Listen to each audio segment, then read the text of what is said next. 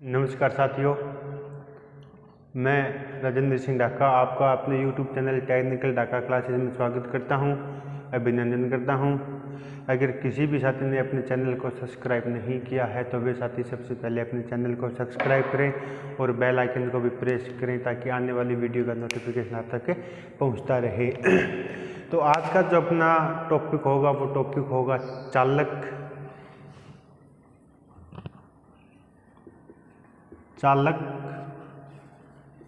अचालक यानी कुचालक और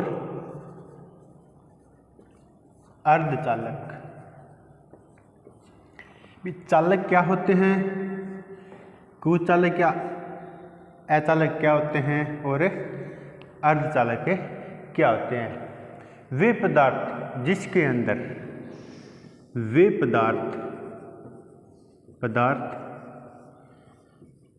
जिसके अंदर विद्युत धारा प्रवाहित होती है, वे पदार्थ चालक कहलाते हैं। जैसे सोना, चांदी, तांबा, एल्यूमिनियम,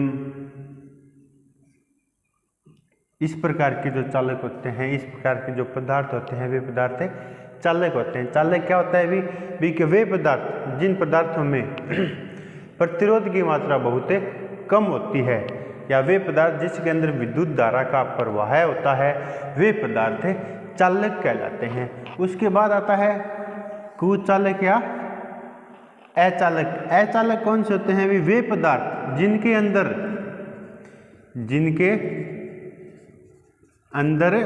विद्युत धारा का प्रवाह नहीं होता, वे पदार्थ कुचालक कहलाते हैं। जैसे पीवीसी, रबर,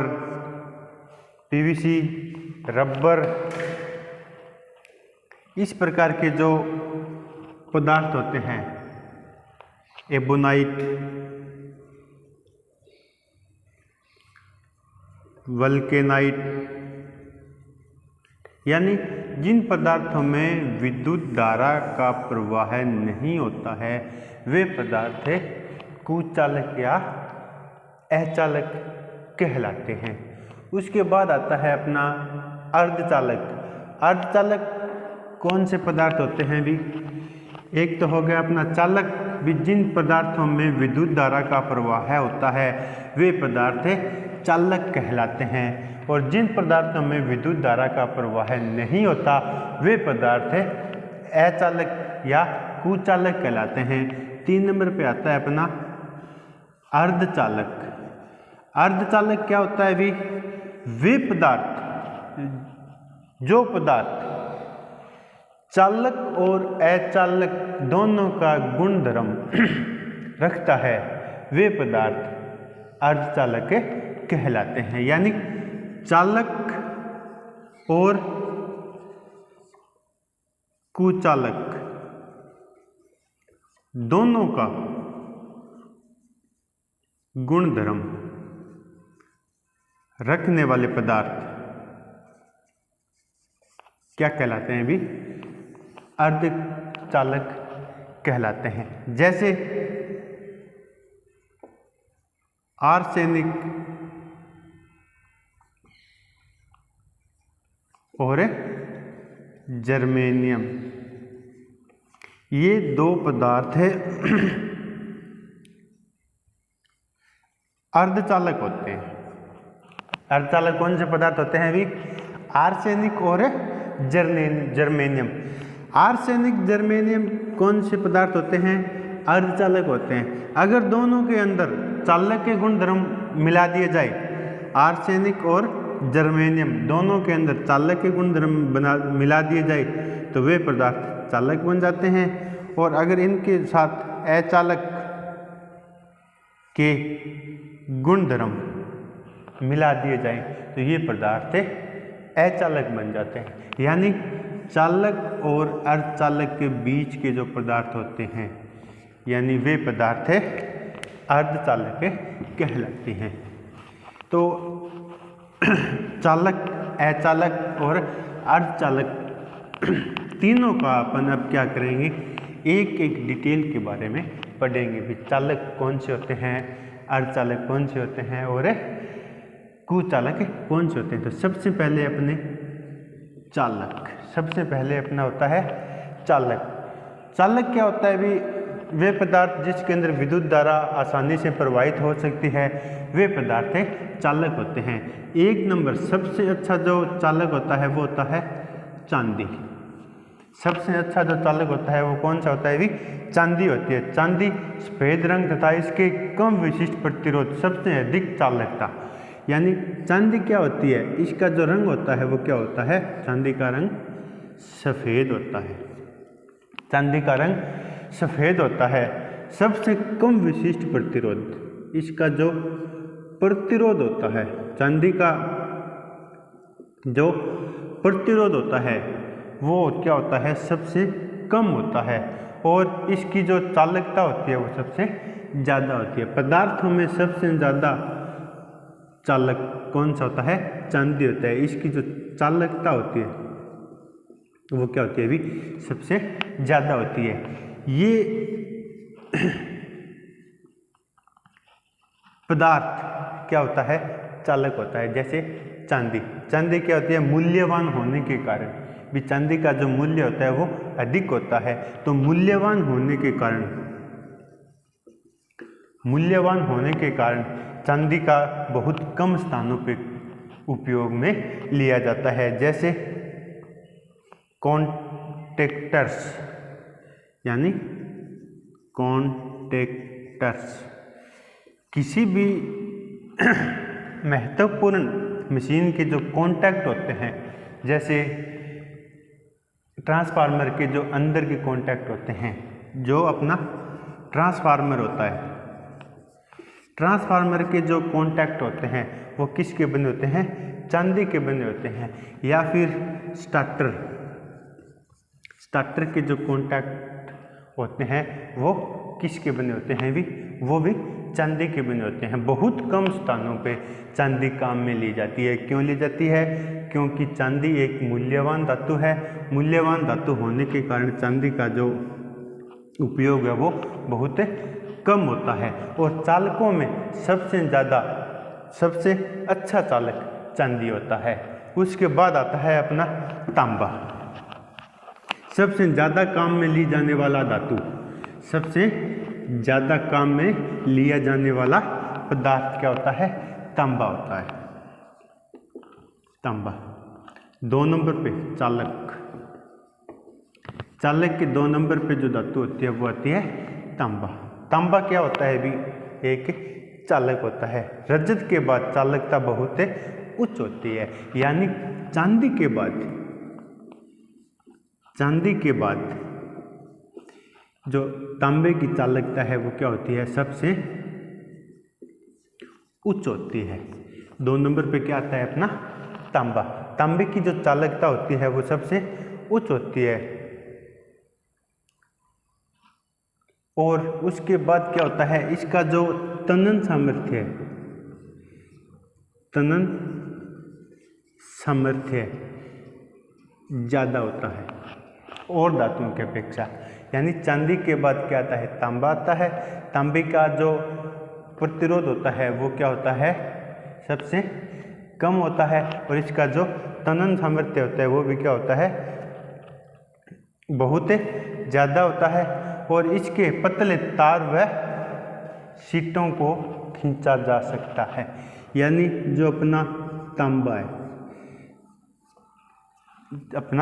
तांबा है, तांबे धातु से अपन क्या है, तार भी बना सकते हैं और पतली शीट में भी तांबे को डाला जा सकता है। तो 2 नंबर पे जो अपना पदार्थ आता है वो आता है तांबा, और तांबे का जो गलनांक बिंदु होता है वो कितना होता है 1033 डिग्री सेल्सियस होता है। तांबे का जो गलनांक बिंदु होता है, गलनांक बिंदु, तांबे का गलनांक बिंदु 1033 डिग्री सेल्सियस होता है, और इसकी प्रतिरोधकता 1.72 इंटू 10⁻⁻8 होती है। अभी इसकी जो प्रतिरोधकता है, प्रतिरोधकता कितनी होती है, तांबे की जो प्रतिरोधकता होती है वो होती है 1.72 इंटू 10⁻⁻8। उसके बाद आता है अपना 3 नंबर पे एल्यूमिनियम।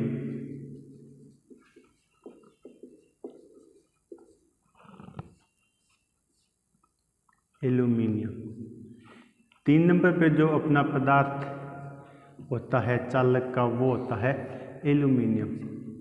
तांबे की अपेक्षा इसकी जो चालकता होती है वो थोड़ी कम होती है। सबसे पहले चांदी, फिर तांबा, उसके बाद आता है एल्यूमिनियम।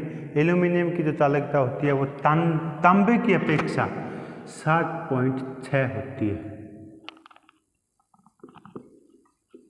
कितनी होती है अभी 60.6।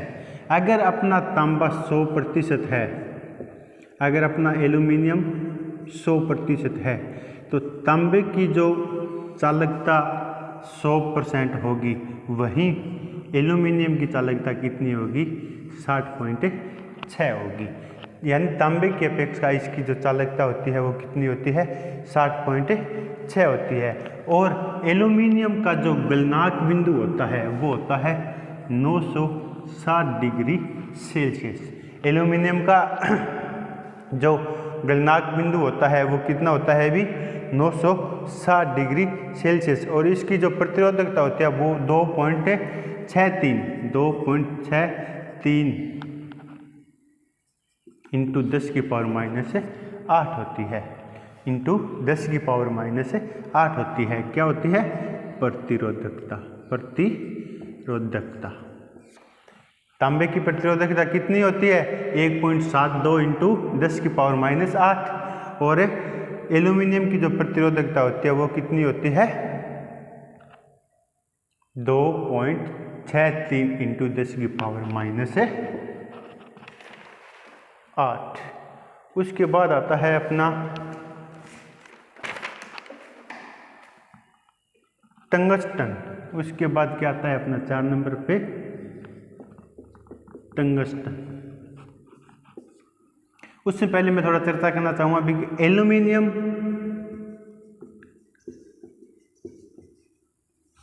और तांबा दोनों कहाँ पे काम में लिए जाते हैं। 1 नंबर पर तो आता है चालक तार बनाने के काम में। चालक जो अपने तार होते हैं वहाँ सबसे ज़्यादा जो चालक तार बनाए जाते हैं, जो नंगे प्रकार के होते हैं या इंसुलेटेड प्रकार के होते हैं, जितने भी प्रकार के तार होते हैं 99% एल्यूमिनियम और तांबे के बनाए जाते हैं। दूसरा उपयोग कहाँ पे किया जाता है तांबे और एल्यूमिनियम का, तो जो अपनी मशीन होती है,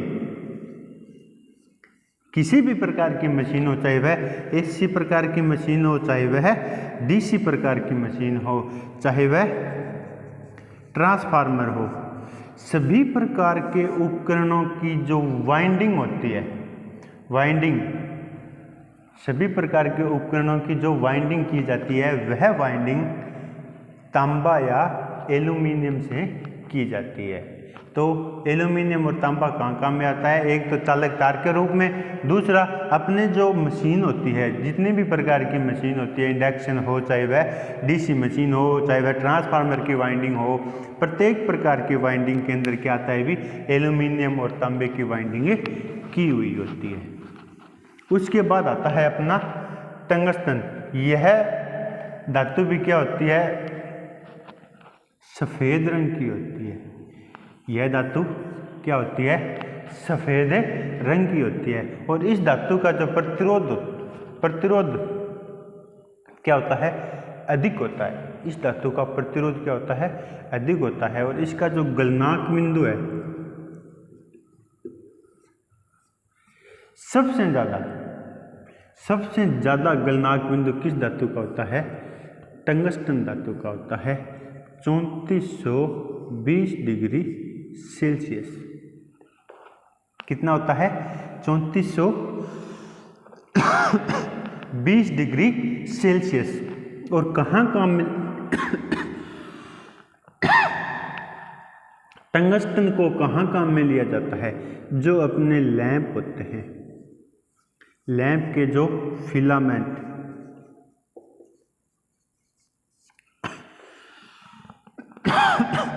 लैंप के जो फिलामेंट होते हैं भी, इस प्रकार गोलाई के अंदर अपना जो लैंप आता है, लैंप के अंदर आपने देखा होगा इस प्रकार का कोई एक फिलामेंट लगा होता है लैंप के अंदर। यहाँ वो लैंप के दो संयोजन निकले हुए होते हैं, प्लस और माइनस।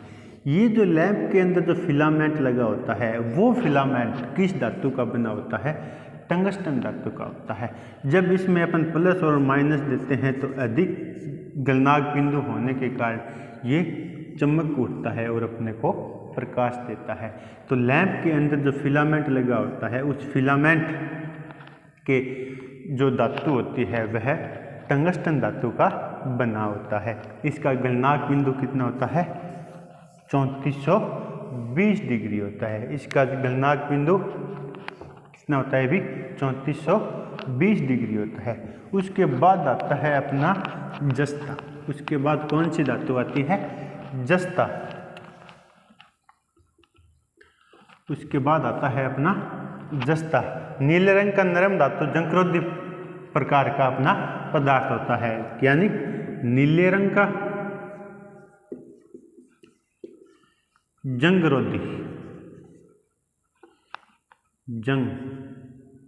जंगरोधी प्रकार का अपना पदार्थ होता है। यानी जस्ते का जो रंग कौन सा होता है, वो होता है नीला।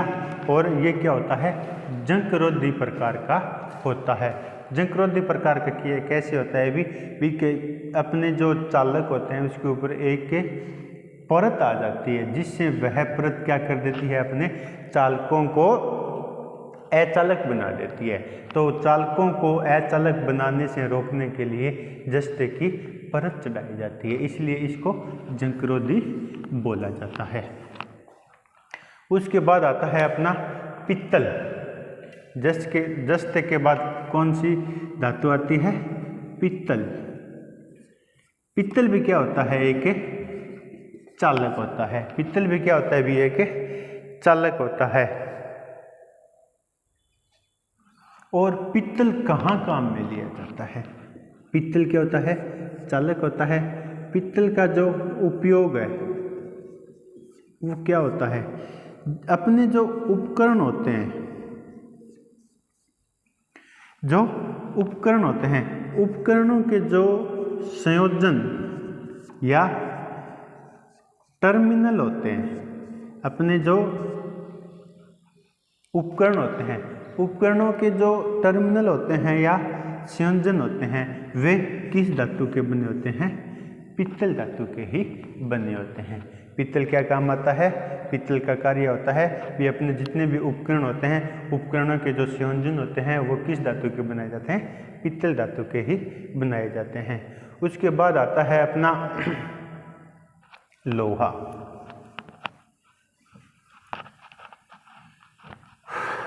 उसके बाद आता है अपना लोहा। लोहा भी क्या है, एक चालक है। लोहा भी क्या है, एक चालक है। लोहा भी लोहे के तार बने होते हैं, आपने देखा होगा। लेकिन वैसे विद्युत के जो चालकों में लोहे को काम में नहीं लिया जाता। क्यों नहीं लिया जाता, क्योंकि लोहे का जो प्रतिरोध होता है, लोहे का प्रतिरोध बहुत अधिक होता है। चालकता क्या होती है? कम होती है। चालकता कम होती है और प्रतिरोध या प्रतिरोधकता अधिक होती है।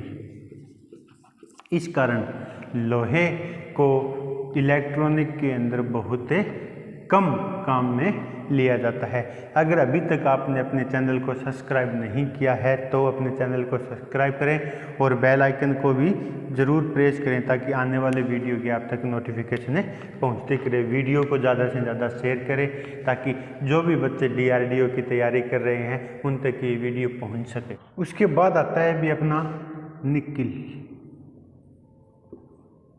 निकिल या निकल। निकल यह धातु भी क्या होती है? चालक होती है। निकल क्या होती है? सफ़ेद रंग की धातु होती है। निकल क्या होती है? अभी सफ़ेद रंग की धातु होती है। और कहाँ काम में ली जाती है? इस धातु का उपयोग क्या होता है? जो अपने निकल आयरन सेल होते हैं, निकल आयरन सेल, उसके जो निकल आयरन सेल के जो खोल बनाए जाते हैं, जो निकल आयरन सेल की जो प्लेटें बनाई जाती है, निकल आयरन सेल की जो प्लेटें बनाई जाती है वो किस धातु की बनी होती है? निकल धातु की बनी होती है। उसके बाद आता है अपना शीशा। निकल के बाद क्या आता है भी? शीशा।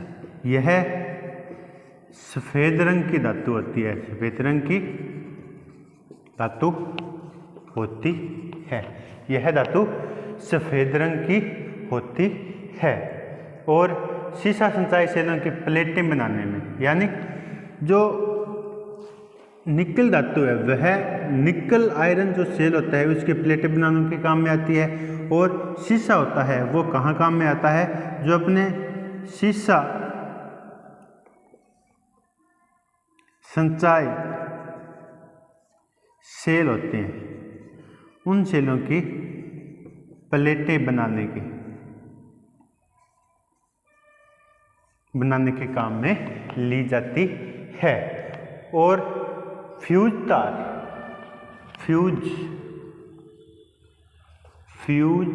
तार बनाने के काम में भी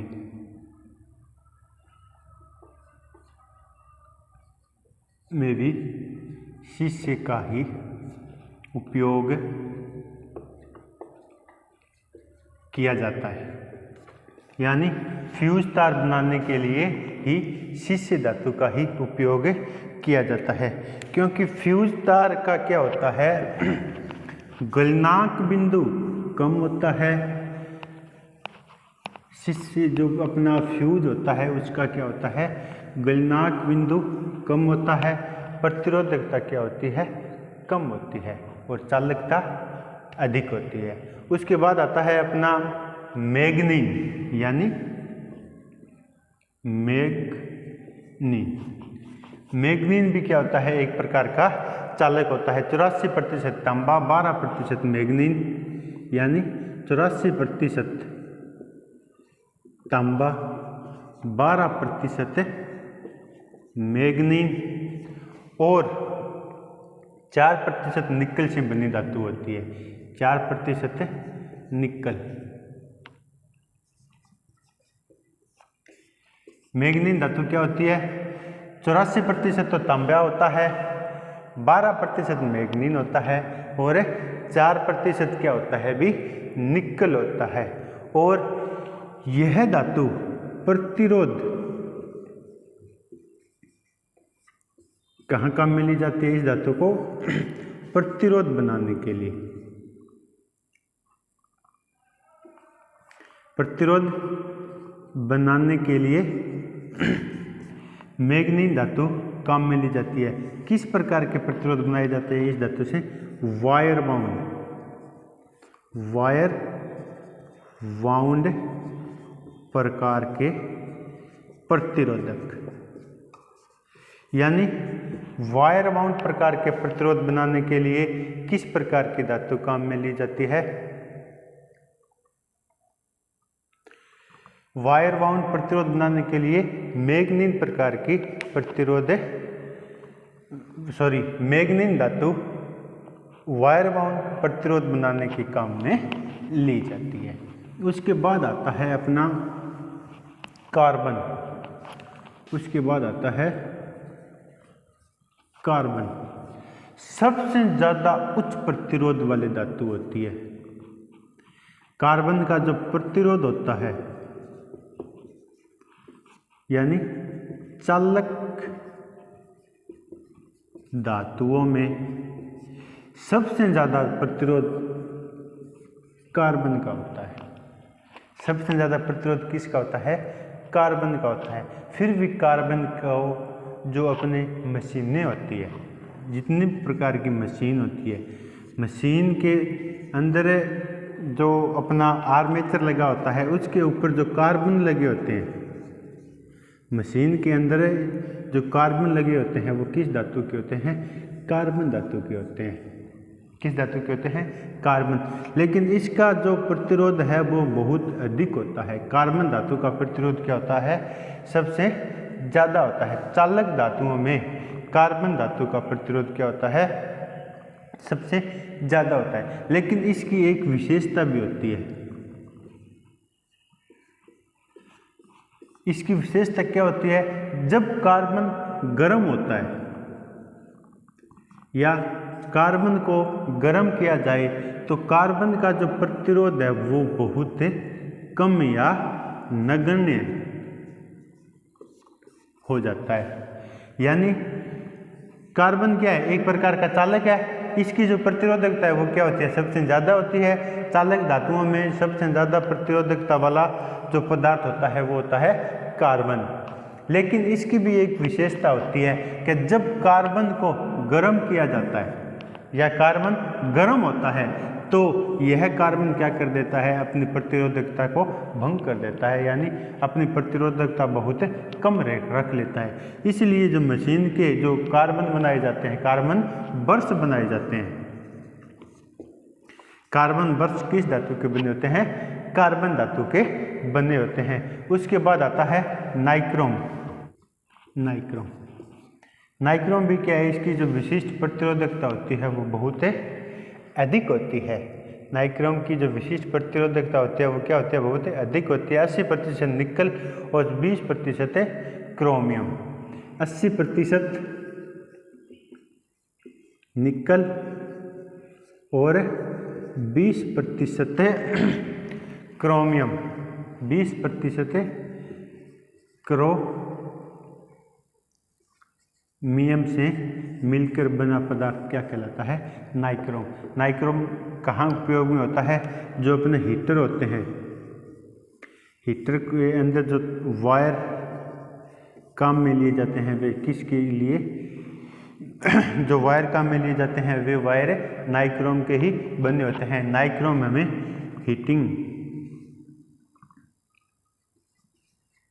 हीटिंग या ऊष्मा और प्रकाश दोनों प्रकार की ऊर्जा देता है। ये क्या होता है? नाइक्रोम का तार जिसके अंदर जैसे ही विद्युत धारा प्रवाहित की जाती है तो नाइक्रोम का तार क्या हो जाता है? गर्म हो जाता है। नाइक्रोम का तार गर्म हो जाता है। साथ में तो अपने को हीटिंग देता है और साथ में अपने को प्रकाश देता है। उसके बाद आता है अपना पारा। पारा भी क्या होता है? एक चालक धातु होती है। पारा भी क्या होता है? एक चालक धातु होती है और इसका थर्मामीटर के रूप में काम में लिया जाता है। जो चिकित्सक होते हैं ना, वो पारे को थर्मामीटर के रूप में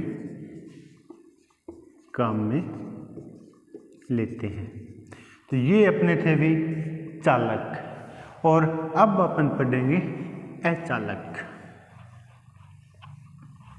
तो नेक्स्ट वीडियो में अपना जो पाठ रहेगा, जो अपना चैप्टर रहेगा, जो अपना टॉपिक रहेगा वो रहेगा अचालक। तो आज तक के लिए यही स्टॉप करते हैं। अगर अभी तक किसी ने अपने चैनल को सब्सक्राइब नहीं किया है तो सभी दोस्त अपने चैनल को सब्सक्राइब करें, बेल आइकन को भी प्रेस करें ताकि आने वाली वीडियो की नोटिफिकेशन आप तक पहुंच सके। धन्यवाद।